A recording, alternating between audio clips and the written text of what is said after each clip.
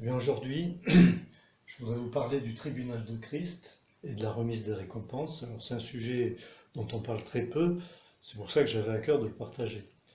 Et c'est un thème biblique évidemment, et ça peut sembler bizarre puisque récompense, quelle récompense? Le salut, c'est le même pour tous, il est gratuit, on ne le mérite pas, donc c'est pas une récompense, c'est une grâce, une faveur totalement imméritée, c'est un cadeau, voilà, de Dieu. Par contre, le Seigneur nous parle de récompense. Par exemple, dans le Sermon sur la montagne, nous servons le Seigneur parce que nous l'aimons et non pas pour avoir des récompenses. Alors, de quelle récompense s'agit-il? Alors il en parle dans l'aumône, faites l'aumône en secret et chacun recevra sa récompense. Priez dans sa chambre, chacun recevra sa récompense. Tout ça se trouve dans Matthieu chapitre 6. Et jeûnez aussi secrètement et chacun recevra sa récompense. Mais de quel genre de récompense s'agit-il? Et puis il ajoute, amassez-vous des trésors dans le ciel. Des trésors, mais quels trésors? Ça n'a rien à voir avec le salut, puisque le salut c'est un cadeau. Et là, il parle d'amasser, comme il en parle sur le même ton que s'il fallait investir dans la banque du ciel au lieu d'investir dans la banque de la terre. Voilà. Alors, nous allons essayer de comprendre de quoi il s'agit. Nous avons la parabole des talents, en Matthieu 25. Il donne des talents à chacun et il leur fait rendre compte à chacun. Et la récompense, en fait, c'est une louange, c'est tu as été fidèle en peu de choses, je t'établirai sur beaucoup. Tu as été fidèle en peu de choses. Donc le critère de ce jugement, alors évidemment, ce n'est pas le jugement dernier, hein, mais le critère, c'est la fidélité. La fidélité, c'est-à-dire la foi, c'est-à-dire la confiance. Est-ce que nous faisons une confiance totale au Seigneur Jésus? Et il dit, voilà, alors ça se trouve dans Luc, chapitre 19, il dit donc, un homme de haute naissance s'en alla dans un pays lointain. Bon, il ne donne pas l'explication, mais on va essayer de la trouver nous-mêmes en nous basant sur les autres passages bibliques. Alors je vous propose celle-ci, voilà, si vous en avez une autre, ben voilà. Donc l'homme de haute naissance, ça peut être que Jésus. Il s'en va il est tellement haute naissance qu'il est fils de Dieu. Donc, voilà. Il s'en va dans un pays lointain. À ce pays lointain, c'est le ciel. Donc il est sur la terre, il parle à ses disciples et il leur dit, je vais partir dans un pays lointain. Pourquoi faire? Pour se faire investir de l'autorité royale. Donc la première fois, le Seigneur Jésus est venu dans l'humiliation, dans la pauvreté, dans la faiblesse et la deuxième fois, il va venir dans la puissance, dans la gloire, dans l'autorité, en tant que roi, roi des rois et seigneur des seigneurs. Donc, voilà, il se fait établir, investir de l'autorité royale et revenir ensuite. Donc, il dit bien qu'il va revenir ensuite. Voilà, alors on en est là, il n'est pas encore revenu. Alors, avant de partir, il appelle dans la parabole 10 de ses serviteurs, il leur donne à chacun 10 mines. 10 mines. Qu'est-ce qu'une mine? C'est une somme, c'est une unité de poids, c'est-à-dire c'est une somme énorme en fait. Et donc il en donne une à chacun et c'est la même pour tous. Donc il pourrait très bien s'agir là du salut qui est le même pour tous.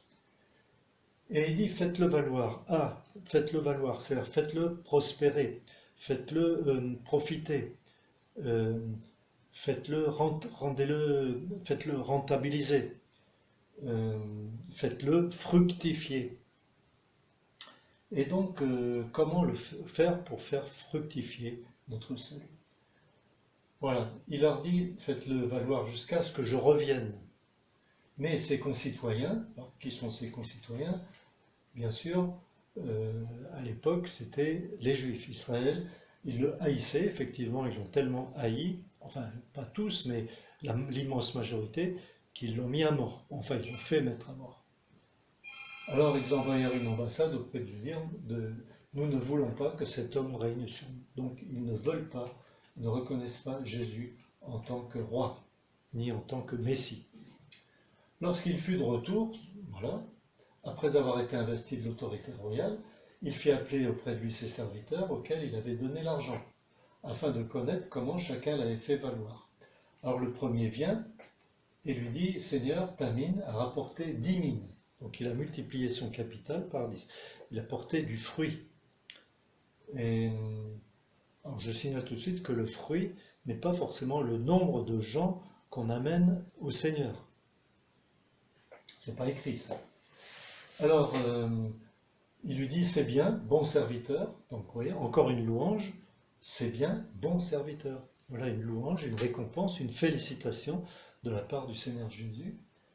Parce que tu as été fidèle, fidèle. Vous voyez, encore une fois, le critère, c'est la fidélité. Tu as été fidèle en peu de choses, reçois le gouvernement de 10 villes. Alors la fidélité, c'est donc quelqu'un de fidèle, c'est quelqu'un qui est digne de confiance. Voilà. Alors, le Seigneur Jésus, quand il va revenir sur la terre, il va établir son règne, le règne messianique sur toute la terre. Il va régner à Jérusalem, Jérusalem sera la capitale du monde, et nous allons donc partager son règne, puisque nous allons régner avec Christ. C'est lui qui a décidé de faire comme ça. Il pourrait régner tout seul, mais il a décidé de partager son règne avec lui. Donc nous allons partager l'autorité. Et il va nous confier dans son gouvernement des responsabilités. Alors voilà, celui-ci, il a rapporté 10 mines, et donc il va lui donner une récompense, c'est-à-dire une responsabilité dans son royaume, qui sera proportionnelle à sa fidélité. Voilà. Et actuellement, qui est-ce qui gouverne? Eh bien, dans le monde invisible, qui tire les ficelles sur les différents pays, les villes, eh bien, la Bible dit que ce sont les anges déchus du monde invisible, c'est-à-dire les démons, et à la tête duquel se trouve Satan, le prince de ce monde. Et donc, quand le Seigneur Jésus reviendra, tous ces anges déchus vont être mis en prison pendant 1000 ans dans l'abîme. Et donc, nous allons les remplacer. Le second vient et lui dit, Seigneur, ta mine a produit 5 mines. Il lui dit, toi aussi, sois établi sur 5 villes. Voilà encore responsabilité proportionnelle à la fidélité. Un autre vient et dit, j'avais peur de toi, parce que tu es un homme sévère. C'est vrai que le Seigneur Jésus est un homme sévère. Tu prends ce que tu n'as pas déposé. C'est vrai ça?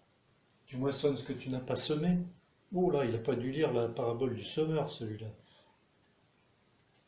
Il lui dit, je te juge sur tes paroles, méchant serviteur. Il est appelé serviteur, mais il est appelé méchant serviteur, contrairement aux autres qui sont appelés bons serviteurs.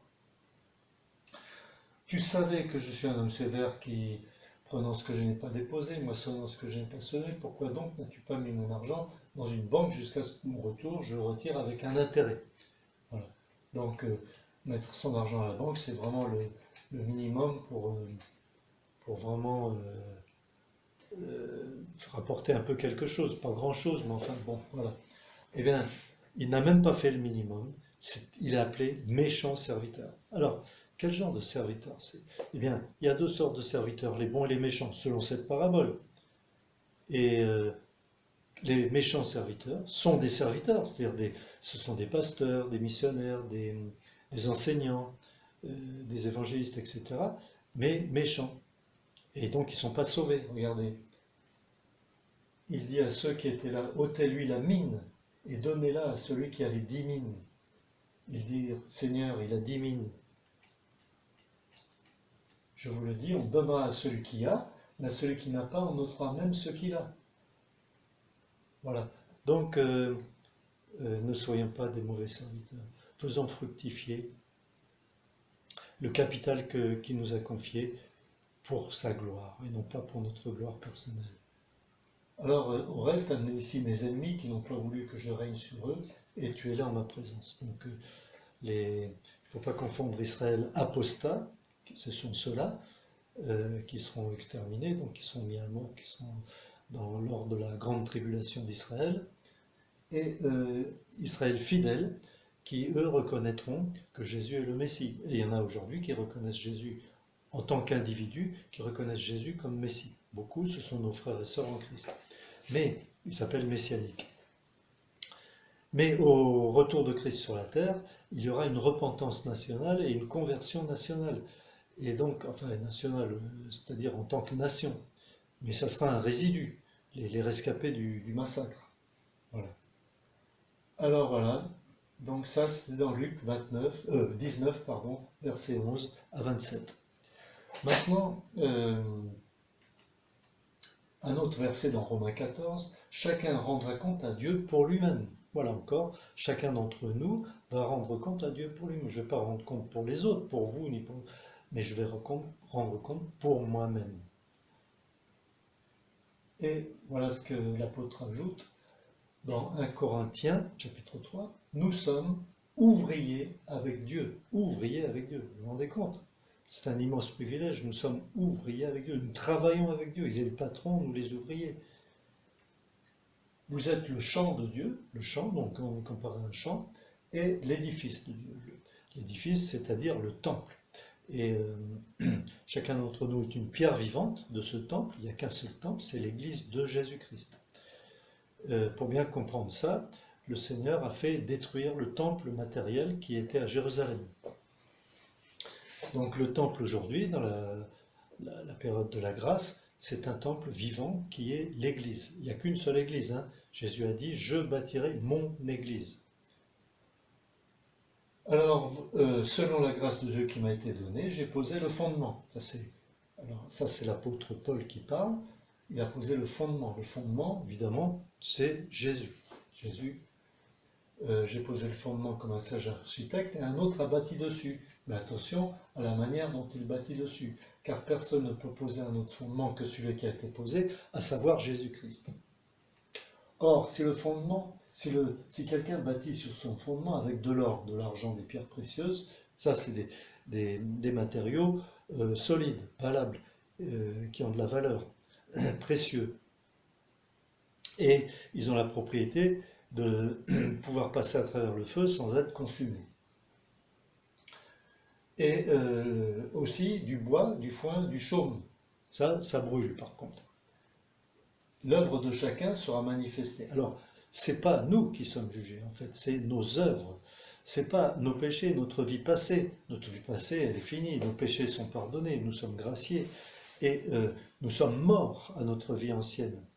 Donc nous sommes morts au monde, morts au péché. Donc c'est pas de ça qu'il est question. Il est question là du travail que nous avons accompli pour le Seigneur pendant notre vie chrétienne, qui se situe entre la conversion et l'enlèvement, ou la mort, pour ceux qui meurent. Voilà. Donc, l'œuvre de chacun sera manifestée, car le jour la fera connaître, parce qu'elle se révélera dans le feu. Et le feu éprouvera ce qu'est l'œuvre de chacun. Vous voyez, le feu, pas le feu de l'enfer, mais le feu qui va consumer, éprouver nos œuvres, notre ministère, si vous préférez. On a tous un ministère, puisque nous sommes tous ouvriers avec Dieu. Si l'œuvre de quelqu'un est bâtie sur le fondement subsiste, donc, il recevra une récompense. Voilà, encore on retrouve le mot récompense. Si l'œuvre de quelqu'un est consumée, il perdra sa récompense. Pour lui, il sera sauvé, mais comme au travers du feu. Voilà, 1 Corinthiens 3, 10 à 15, il sera sauvé. Donc il garde son salut, on est tous sauvés, mais tout le monde n'a pas de récompense. Il y en a qui ont un peu de récompense, d'autres plus, d'autres beaucoup, mais voilà. Est-ce qu'il y aura des différences ? Oui, il y aura des différences dans le royaume de Christ. Nous n'aurons pas tous les mêmes responsabilités. Et il y en a qui n'en auront pas du tout. Alors est-ce qu'ils seront frustrés? Bien sûr que non. Est-ce qu'ils seront malheureux? Bien sûr que non. Que représente l'or, l'argent, les pierres précieuses, les matériaux qui ne brûlent pas? Eh bien, on peut y voir toutes nos œuvres spirituelles, c'est-à-dire celles qui sont dirigées par le Saint-Esprit. Et c'est l'obéissance par amour pour Dieu, pas l'obéissance légaliste. On n'est pas des pharisiens. L'obéissance, on obéit à Dieu, on met en pratique ses commandements parce qu'on l'aime. Et on l'aime pourquoi? Parce que lui, il nous a aimés le premier. Alors, notre amour découle du fait que nous sommes en Christ. Donc, les mobiles doivent être altruistes. Pas pour nous-mêmes, pas pour se faire admirer, pas pour avoir beaucoup de disciples, mais pour la gloire de Dieu, pas pour notre propre gloire. Voilà, ça ce sont les matériaux nobles qui ne brûlent pas. Les matériaux qui brûlent, eh bien, on peut y voir toutes sortes d'œuvres charnelles, c'est-à-dire le travail que nous avons accompli pour Dieu, mais sans être dirigé par son esprit. Alors, obéissance légaliste, charnelle, religieuse, mobile égoïste, activisme, il faut faire, il faut, motivé par la recherche de notre gloire, j'ai besoin d'être reconnu par les autres, j'ai besoin d'être admiré par les autres, j'ai besoin d'être qu'on m'adule, qu'on me félicite, qu'on me glorifie. Ou alors la gloire de notre Église, ou motivé tout simplement par le salaire. Et oui, malheureusement, ça existe, et il existe donc des serviteurs, entre guillemets, des serviteurs de Dieu, qui le servent uniquement pour le salaire. Voilà, c'est dramatique, mais c'est comme ça. Et celui qui a tout perdu, eh bien, il ne sera pas moins heureux que celui qui a des récompenses, car dans le royaume de Dieu, nous serons tous dans un bonheur parfait dans la présence du Seigneur, dans la joie, dans l'amour, dans la paix. Donc on aura tous le même bonheur, la même joie. C'est comme dans une famille, par exemple, dans une famille nombreuse, il y a les enfants aînés, il y a les enfants plus jeunes, et puis il y a les bébés. Les parents ne confient pas les mêmes responsabilités à tous. Le grand, il pourra s'occuper des plus petits, mais le bébé, le dernier, on ne lui confie rien, c'est un bébé. Est-ce qu'il est moins heureux que les autres? Pas du tout. Ils sont tous heureux parce qu'ils sont aimés par leurs parents. Et bien dans le royaume de Dieu, ça sera pareil. On sera tous heureux, mais on n'aura pas tous les mêmes responsabilités. Donc mettons notre vie en lumière maintenant pour éviter d'avoir à le faire devant toute l'Église dans l'au-delà. Et oui, si 2 frères ou 2 sœurs meurent en étant fâchés par exemple, ou s'il y a eu une division, une église divisée, et il n'y a pas eu de réconciliation. Ça, c'est très grave. Je ne sais pas comment le Seigneur va résoudre ça, mais c'est quand même très grave. Donc il faut mieux résoudre tous ces problèmes-là maintenant, pendant que nous sommes sur la terre. Donc, ne portez aucun jugement avant le moment fixé, avant le retour du Seigneur, car il manifestera les desseins des cœurs et mettra en lumière ce qui est caché dans les ténèbres. Chacun recevra alors de Dieu la louange qui lui revient. 1 Corinthiens 4, verset 5. Donc, chacun recevra la louange, la félicitation. Bon et fidèle serviteur, entre dans la joie de ton maître. Vous aimeriez entendre ça de la part du Seigneur, moi aussi, évidemment. Eh bien, servons le Seigneur de tout notre cœur, de façon altruiste, sans rechercher notre propre gloire. On ne le fait pas pour l'argent, on ne le fait pas avec des mobiles égoïstes, mais on le fait uniquement motivé par l'amour pour Dieu et en recherchant sa gloire à lui. La remise des récompenses sera équitable et personne ne sera frustré. Évidemment, voici ce que dit l'Écriture, nous aurons tous à comparaître devant le tribunal de Christ. Le tribunal de Christ, ça n'a rien à voir avec le jugement dernier. Et le jugement dernier, on n'ira pas. Ceux qui ont reçu la grâce de Dieu n'iront pas au jugement, puisque notre jugement, notre condamnation que nous méritons, elle est tombée sur Christ. Il a été condamné à notre place. Voilà. Et comme on le croit, eh bien, nous sommes graciés, justifiés. Chacun recevra ce qui lui revient selon les actes bons ou mauvais qu'il aura accomplis pendant qu'il était dans son corps. Au reste, la couronne de justice. Une couronne normalement c'est pour un roi. Mais il y avait à l'époque les Jeux Olympiques à Olympe et les vainqueurs recevaient une couronne de laurier. 6 mois après, elle était fanée, mais c'était donc un honneur pour les vainqueurs de recevoir cette couronne. Aujourd'hui, ce sont des médailles en or ou en argent ou en bronze. Alors la couronne de justice m'est réservée. C'est quoi cette couronne de justice? Le Seigneur Jésus est le seul juste. Donc tous ceux qui sont justes, qui croient à la justice de Christ et qui sont vainqueurs en Christ et qui sont justifiés par la foi en Christ, recevront la couronne de justice. Il y a deux autres couronnes encore, c'est la couronne de vie, pour tous ceux qui ont la vie éternelle, et la couronne de gloire. Voilà. Eh bien, la couronne de justice m'est réservée, le Seigneur, le juste juge, me la donnera dans ce jour-là, le jour de son retour, pour l'enlèvement. Et non seulement à moi, mais à tous ceux qui auront aimé son avènement. 2 Timothée 4, verset 8. Est-ce que tu aimes son avènement?